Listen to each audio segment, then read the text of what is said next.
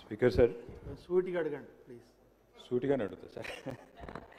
Speaker sir, కాకపోతే మంత్రి గారు సుదీర్ఘంగా చెప్పారు సార్. నేను కూడా ఒక 2-3 విషయాలు వారికి చెప్పాలి సార్. ఎందుకంటే వారు గతంలో కూడా బీఆర్ఎస్ ప్రభుత్వం టీఆర్ఎస్ ప్రభుత్వంలో అన్నాడు 2014 నుంచి 18 దాకా వారు ఇదే పర్యాటక శాఖ మంత్రిగా వారు ఉన్నారు అన్నాడు. కాబట్టి వారు కొన్ని విషయాలు ఏవైతే చెప్పారో వారికి నేను గుర్తు చేస్తా ఉన్నాను సార్. సార్, తెలంగాణ ఉద్యమంలో మనందరం కూడా పాల్గొన్నాము. అందులో ముఖ్యమైన ఒక అంకం, ఒక ముఖ్యమైన భాగం కల్చరల్ రెనెసాన్స్, అంటే సాంస్కృతిక పునరుజ్జీవనం. భాషకు, యాసకు, తెలంగాణ సంస్కృతికి పెద్దపీట వేయాలనే ఒక కసితో, కమిట్మెంట్తో అందరం కూడా ఎక్కడి వారం అక్కడ మన సంస్కృతి మరుగైపోతుంది, కనుమరుగైపోతుందని చెప్పి ఆందోళన చెంది మనందరం కూడా ఆనాడు కొట్లాడినాం. అల్టిమేట్గా తెలంగాణ రాష్ట్రం ఏర్పడిన తర్వాత సార్ నేను మంత్రి గారు గుర్తు చేస్తా ఉన్నాను, భారతదేశంలో ఎక్కడా లేదు, భారతదేశంలో ఎక్కడా లేని విధంగా 550 మంది కళాకారులకు తెలంగాణ సంస్కృతిని అద్భుతంగా దేశానికి తెలియజెప్పే విధంగా పెట్టాలన్న ఉద్దేశంతోనే సాంస్కృతిక సారథి అనే ఒక కొత్త బృందాన్ని పెట్టి 550 మందికి ప్రభుత్వ ఉద్యోగులుగా ప్రభుత్వ పే స్కేల్తో ఉద్యోగాలు ఇచ్చింది ఆనాటి కేసీఆర్ గారి ప్రభుత్వం అనేది నేను వారికి గుర్తు చేస్తా ఉన్నాను.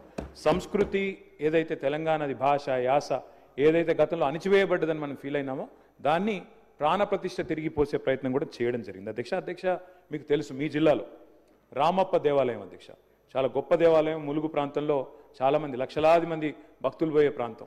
ఆ రామప్ప దేవాలయానికి కూడా మా ప్రభుత్వం ఉన్నప్పుడే అధ్యక్ష కేంద్ర ప్రభుత్వంతో అదేవిధంగా యునెస్కోతో మేము విపరీతమైన ప్రయత్నం చేసి చివరికి యునెస్కో గుర్తింపును కూడా మొట్టమొదటి ప్రపంచ హెరిటేజ్ సైట్ అధ్యక్ష మన రాష్ట్రంలో యునెస్కో హెరిటేజ్ గుర్తింపు తెచ్చింది కూడా ఆనాటి టీఆర్ఎస్ ప్రభుత్వం. మంత్రి గారు మర్చిపోకూడదని చెప్పి నేను గుర్తు చేస్తా ఉన్నాను.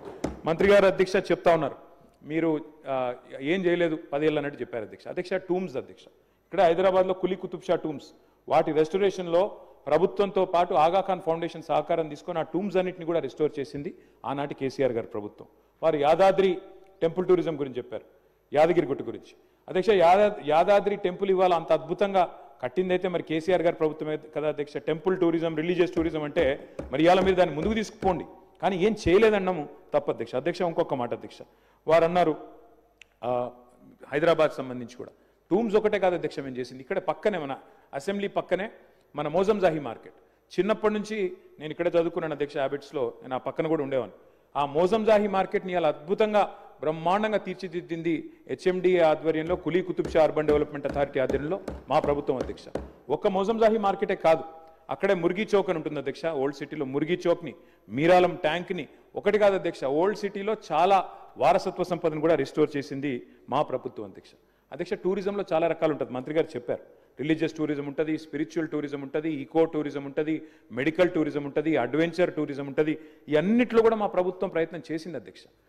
ఇవాళ వారు చెప్తున్నారు రంగనాయక్ సాగర్ అన్నారు, కొండపోచమ్మ సాగర్, మల్లన్న సాగర్, ఇవన్నీ కడితేనే కదా అధ్యక్ష ఇవాళ అక్కడ మీకు టూరిజంకి స్కోప్ ఉంది.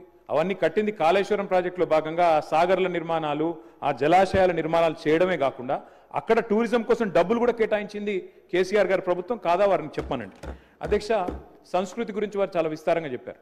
ప్రపంచ తెలుగు మహాసభల అధ్యక్ష భారత రాష్ట్రపతి గారితో సహా అందరినీ కూడా భారతదేశ ప్రముఖులందరినీ ఆహ్వానించి ప్రపంచ తెలుగు మహాసభలు నిర్వహించిన ఘనత కూడా కేసీఆర్ గారి ప్రభుత్వం అనేది కూడా నేను వారు గుర్తు చేస్తా ఉన్నా అధ్యక్ష.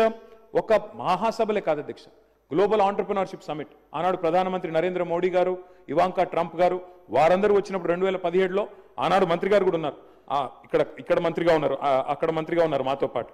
అప్పుడు గ్లోబల్ ఆంటర్ప్రినర్షిప్ సమిట్ కూడా నిర్వహించాం అధ్యక్ష. బుద్ధవనం అధ్యక్ష మా నాగార్జున సాగర్లో జానారెడ్డి గారు ప్రారంభిస్తే దాన్ని మేము పూర్తి చేసి ఇనాగరేట్ చేసి ఇవాళ జాతికి అంకితం చేసి 200 ఎకరాల పైచిల్క్ అధ్యక్ష. అక్కడ మరి స్పిరిచువల్ టూరిజంలో భాగంగా బుద్ధవనాన్ని కూడా పూర్తి చేసింది కేసీఆర్ గారి ప్రభుత్వం అధ్యక్ష. అంతెందుకు అధ్యక్ష, మంత్రి గారు సొంత నియోజకవర్గం కొల్లాపూర్లో కూడా ఆయన ఎంతసేపు సిరిసిల్ల సిద్దిపేట అంటున్నారు, కొల్లాపూర్లో కూడా అధ్యక్ష సోమశిలలో నేను మంత్రి గారు పోయి స్వయంగా ఆనాడు ప్రారంభోత్సవం చేసినాం అధ్యక్ష. అక్కడ బ్రహ్మాండంగా టూరిజం కోసం అక్కడ రిసార్ట్లు కట్టి, వాటర్ ఫ్రంట్లో బ్రహ్మాండమైన కాటేజీలు కట్టి వాటిని కూడా పూర్తి చేసింది కేసీఆర్ గారి ప్రభుత్వం అధ్యక్ష. వరంగల్లో కాలోజీ కళాక్షేత్రం అధ్యక్ష, ఇప్పుడు వారు చెప్పారు మంత్రి గారు పూర్తి చేశామని. 95% మేము పూర్తి చేసినాం సార్, ఒక 5% ఇక మరి పప్పంతా ఉడికినాక ఉప్పు వారు వేసినారు, గంట కలిపేసినారు, ఇప్పుడు మేము చేసినామని చెప్తున్నారు, సంతోషం అధ్యక్ష. నేను ఒకటే అడుగుతా ఉన్నా అధ్యక్ష, నేను మంత్రి గారి నుంచి సూటిగా స్పష్టంగా అడిగేది ఒకటే అధ్యక్ష. ఇక్కడ డాక్టర్ బాబాసాహెబ్ అంబేద్కర్ విగ్రహం అధ్యక్ష భారతదేశంలోనే కాదు ప్రపంచంలోనే అతిపెద్దదైన బాబాసాహెబ్ అంబేద్కర్ విగ్రహం 125 అడుగుల విగ్రహాన్ని పెట్టాం అధ్యక్ష. మరి ఎందుకు అది టూరిజం సర్కిట్ లో పెట్టడం లేదు? ఎందుకు అక్కడ తాళాలు పెట్టి ఎందుకు ఆయనను బందీగా పెడుతున్నారు? ఈ ఏప్రిల్ 14th కన్నా కనీసం తెరుస్తారా? వివిధ రాష్ట్రాల నుంచి వస్తున్నారు, వాళ్ళ అంబేద్కరైట్స్ ఉంటారు, వాళ్ళందరూ వస్తున్నారు. మరి వాళ్ళకు కూడా అదొక పర్యాటక కేంద్రంగా మారింది. ఎందుకు డాక్టర్ బాబాసాహెబ్ అంబేద్కర్ గారిని బందీగా సంఖ్యలలో పెడుతున్నారు? మంత్రి గారు చెప్పాలి.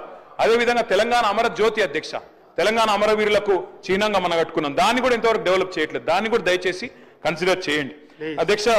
ఒక కంప్లీట్ చేస్తున్నా అధ్యక్ష, నేను సబ్జెక్టే మాట్లాడుతున్నాను అధ్యక్ష. తెలంగాణ కవులు కళాకారులు గోరేటి వెంకన్న గారు మహబూబ్నగర్ జిల్లాకు సంబంధించిన ప్రజా కవి, అదేవిధంగా దేశపతి శ్రీనివాస్ గారు, అదే మాదిరిగా రసమై బాలకృష్ణ గారు, వీరందరినీ కూడా చట్టసభలకు తీసుకొచ్చింది కేసీఆర్ గారు కాదా అధ్యక్ష? అధ్యక్ష, నేను వారిని మంత్రి గారిని అడుగుతా ఉన్నా అధ్యక్ష, స్పష్టంగా క్లారిఫికేషన్. మీరు చెప్పారు టూరిజం పాలసీ తెచ్చినామని. ఓఆర్ఆర్ని టీఓటీ పద్ధతుల్లో, ఓఆర్ఆర్ని ఔటర్ రింగ్ రోడ్ని టీఓటీ పద్ధతుల్లో మరి 33 ఏళ్లకు ఇస్తేనేమో అది ఘోరమైన తప్పిదం అన్నారు అధ్యక్ష, చాలా పెద్ద స్కామ్ అన్నారు. మరి నేను అడుగుతా ఉన్నా మంత్రి గారిని, మీ టూరిజం పాలసీలో చెప్తున్నారు 99 ఏళ్లకు ప్రైవేట్ వ్యక్తులకు లీజ్ ఇస్తామని చెప్పి మీ టూరిజం పాలసీలో పెట్టినారు. మరి ఇది కరెక్టేనా? ఇది చేయవచ్చునా? అంటే 33 ఏళ్లకు ఓఆర్ఆర్ ఇస్తే అది పెద్ద స్కామ్ అవుతుంది. 99 ఏళ్ళు ప్రభుత్వ భూములు ప్రైవేట్ వ్యక్తులు, 99 ఏళ్ళు అంటే ఏంటి అధ్యక్ష? ఒక జీవిత కాలం, ఒక మనిషి జీవిత కాలం, అంటే పురాగాలకు రాసి ఇచ్చినట్టే. మరి అదెట్లా కరెక్ట్ అయితే చెప్పాలా మంత్రి గారిని నేను అడుగుతా ఉన్నా అధ్యక్ష. చివరిగా నేను ఇంకొక మాట చెప్తా ఉన్నా అధ్యక్ష, నాకు మంత్రి గారు చెప్పింది ఏంటో నవ్వాలా ఏడవాలా తెలియట్లేదు. ఒకవైపు రాష్ట్రంలో 480 మంది రైతులు ఆత్మహత్య చేసుకున్నారు, పంటలు ఎండిపోయి ఏడుస్తా ఉన్నారు. ఇది పీక్ సమ్మర్, నీళ్లు లేవు, తాగునీళ్లు లేక గొంతెండి ఏడుస్తా ఉన్నారు. ఈ పరిస్థితుల్లో మే నెలలో ఎవరో, నిజంగా చెప్తా ఉన్నా అధ్యక్ష, నాకేం వేరే అభిప్రాయం లేదు, కానీ మిస్ వరల్డ్, మిస్ యూనివర్స్ అనే వాటికి ఎప్పుడో పోయింది అధ్యక్ష. వాటికి ఉండే ప్రెస్టీజ్ గతంలో ఇప్పుడు పూర్తిగా పోయింది. కానీ అదేదో పెద్దదో సాధించుకొచ్చినట్టు, అదే అంతర్జాతీయ ఈవెంట్ ఏదో ఇక్కడ జరిగితే ఏదో రాష్ట్రానికి లాభం వస్తుంది, మేమేదో అడ్డుకుంటున్నట్టు నేను అడుగుతా ఉన్నా అధ్యక్ష వారిని. ప్లీజ్ మళ్ళీ మీరు సబ్జెక్ట్ డిబేట్ అవుతుంది. సబ్జెక్టు వారిదే సార్, వారే చెప్పిన మాట. ఏమన్నారు సార్ వారు? ఈ మిస్ వరల్డ్ పోటీల వల్ల క్లారిఫికేషన్ పోయి విమర్శలు. ఎస్ సార్, విమర్శ ఏముంది సార్, వారు క్లారిఫికేషన్ అడుగుతున్నా. మిస్ వరల్డ్ పోటీల వల్ల ఆదాయం వస్తుంది రాష్ట్రానికి, కొలువులు వస్తాయి, ఉద్యోగాలు వస్తాయి అన్నారు. ఎట్లొస్తాయి, ఏడికెళ్ళు వస్తాయి చెప్పాలని చెప్పి నేను కోరుతా ఉన్నా. నెంబర్ 1. నెంబర్ 2 అధ్యక్ష, నేను ఒకటే అడుగుతా ఉన్నా అధ్యక్ష, మిస్ వరల్డ్ కి 54 కోట్లు ఖర్చు పెడితే తప్ప అంటున్నారు. మరి ఫార్ములా ఈలో 46 కోట్లు ఖర్చు పెడితే దాన్ని ఏకపక్షంగా కేబినెట్ అనుమతి లేకుండా రద్దు చేసి అంత పెద్ద ఈవెంట్ని, అంతర్జాతీయ ఈవెంట్ని రద్దు చేసిన వాళ్ళు మరి ఇక్కడేమో ప్రభుత్వ డబ్బులు ఖర్చు పెడతాం కరెక్ట్ ఎట్లా అవుతుంది అధ్యక్ష?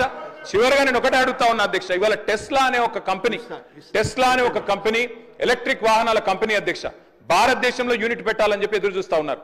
ఫార్ములా ఈ రద్దు చేసి అప్రతిష్టను మూతగట్టుకొని ఇవాళ 700 కోట్లు మొదటి రేస్తో వస్తే రాష్ట్ర ప్రభుత్వానికి ఆదాయం, ఆ ఈవెంట్ను మూర్ఖంగా రద్దు చేయడమే కాకుండా ఇంకా మళ్ళీ ఈ రోజు ఇంకో ఈవెంట్కు 56 కోట్లు ఖర్చు పెడుతున్నాం, తప్పెట్లయిద్దని మంత్రి గారు అంటే నేను అడుగుతా ఉన్నా అధ్యక్ష, ఇది మీ డబుల్ స్టాండర్డ్స్ కాదా? ఇది హిపోక్రసీ కాదా? ఫార్ములా ఈ వల్ల మేము ఆశించింది ఏంటి అధ్యక్ష? తెలంగాణ మొబిలిటీ వ్యాలీ, మీ దివిటిపల్లిలో అమర్ రాజా బ్యాటరీస్ తెచ్చాం అధ్యక్ష. ఎన్కాతలలో స్పీకర్ గారి నియోజకవర్గంలో 1200 ఎకరాల్లో అక్కడ మొబిలిటీ వ్యాలీ పెడుతున్నాం. అదేవిధంగా జహీరాబాద్ లో మ్యానుఫ్యాక్చరింగ్. ఇన్ని చేసిన ప్రభుత్వాన్ని మరి బద్నాం చేసి ఇలా మిస్ వరల్డ్ మాత్రం మొత్తం కొలువులు వస్తాయి, ఆదాయం వస్తుంది రాష్ట్రానికి అంటే ఎవరిని మోసం చేస్తున్నారు మంత్రి గారిని అడుగుతానో క్లారిఫై చేయాలని కోరుతాను.